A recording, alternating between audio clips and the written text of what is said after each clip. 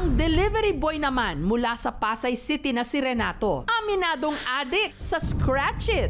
Kalahati. Sa sahod ko minsan binibili ko ng tag-5 card talaga yan. Lahat ng araw ng uri ng Scratch It card, nasubukan na niya.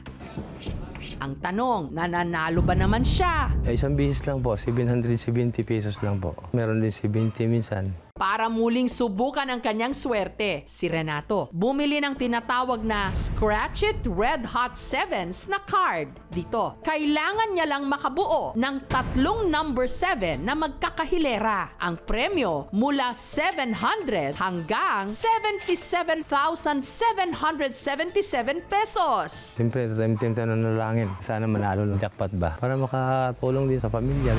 Kaya Renato, tantusan na yan. Sa pagkaskas ni Renato, lumabas ang mga numerong 7, 4, 4, 7, 7, 3. Kapag 7 ang lumabas sa ikapitong kahon, panalo siya ng 70 pesos. Pero kapag lumabas ang numero 7 sa ikasyam na kahon, ang kanyang premyo, 77,777 pesos. Hanggang sa kanyang pag-scratch sa ikapitong kahon, ang lumabas, number 8. Paikot.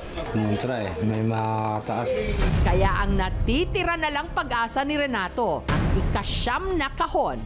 At nung kaskasin niya ito, lumabas ang number 7!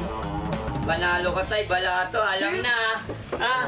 Oh. Ibig sabihin, panalo siya ng 77,777 pesos. Literal na Lucky 7. Congratulations, Renato. Balato naman dyan. Matagal ko na pinagdarasal yun na tumama rin ako kahit na paano. Tatuwa rin ako. Pero kung sila swinerte, Instant money! marami rin naman na bokya. Nakakuha ko 50 pesos? Hindi, 50 pesos na wala eh. 20, 50. So, yun.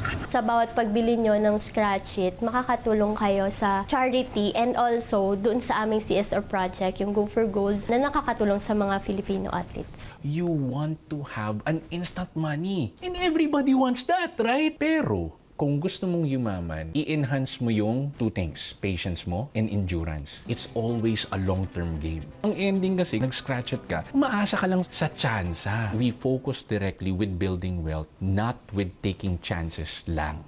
Sa anumang libangan o sugal, hinay-hinay lang sa pagtaya para kung hindi buenasin, hindi ka rin masyadong mapapascratch ng ulo.